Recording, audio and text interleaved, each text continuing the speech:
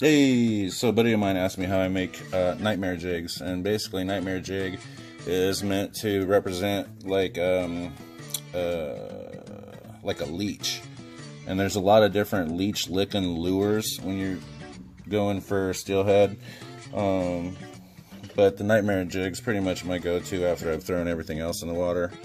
I'm like, you know what? I'm just gonna grab a nightmare jig and catch one right now. And that's usually what happens. Basically. You got your jig head here, and you can paint these up or dip them or whatever, however you want. This is just one I had sitting around.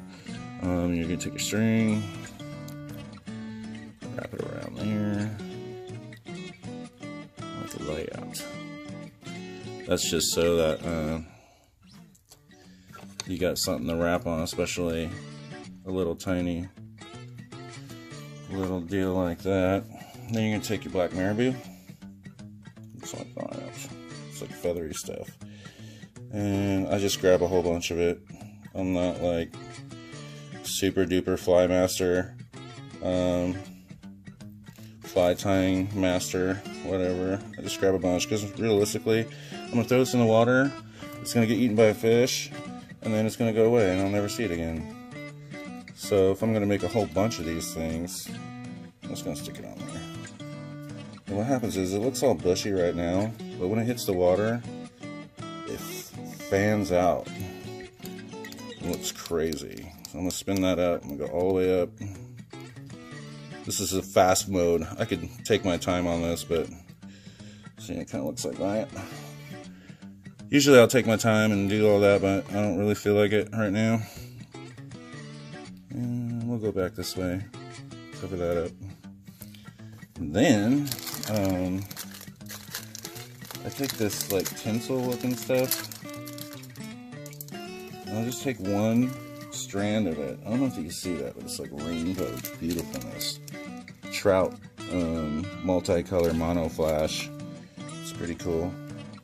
And I'll take one strand and I'll throw that right on the back, like.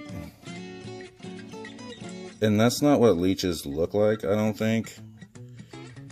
But it's just something to catch their eye, dude. Especially if that water's like murky, and then you got this little thing that happens to catch. Boom. So now I got these two little fliggity doos hanging out there.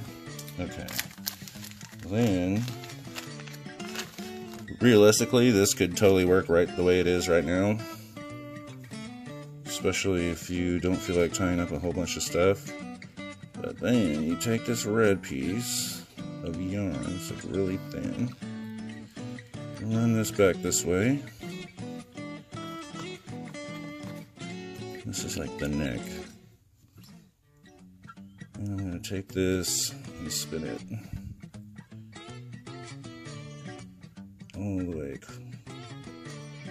You sucker. There. Like there.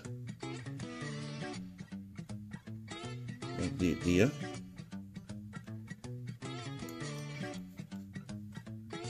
And get this behind the string. Sorry, I should have cut that so short. It's early, yo. There. And then I'll lock that sucker in right there. I'm also trying to do this with my camera sitting on a massive, massive vise right in front of me. So, cut this off. Hi.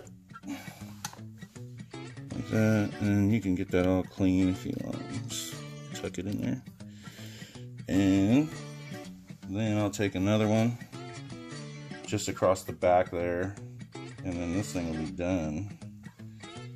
Take one more chunk, and sometimes you could do this with another chunk of marabou or one more chunk of another color. Sometimes people use rabbit fur,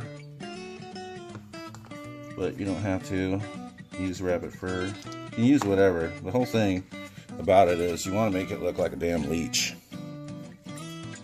And somehow this turns into a leech underwater. I don't know if it's when it moves or whatever that it gets its leech on, but I'll throw that one on the back. Kind of hangs that. Looks like a damn bug under here. Stuff all hanging out right here. Madness. Actually, I'll cut that off. It looks too crazy. And that's one. Usually you'll sit there and make like 20 of these. And then there's like a pink version that looks like sand shrimp that you can make also. That's also pretty successful. You just get a piece of sand shrimp and then you'll tie that sucker up. Oops.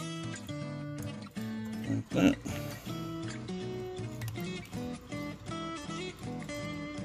Wrap it around, and that should do it. Well, I'm gonna go make like 50 of them. Start putting them in your box or your hooky thing.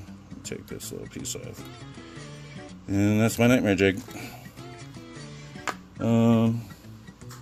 So yeah, put that on your leader underneath your bobber. About, well, it depends on how deep the water is, how fast it's moving, and that's how I decide on what size jig to use. Also, if the water's moving really fast, I'll put a heavier one on. If it's just barely moving along, I'll put these little light ones on there and just make sure my drift is moving along nicely, about 6 inches off the bottom. And I usually catch a whole bunch of them. So anyways, there it is. Enjoy.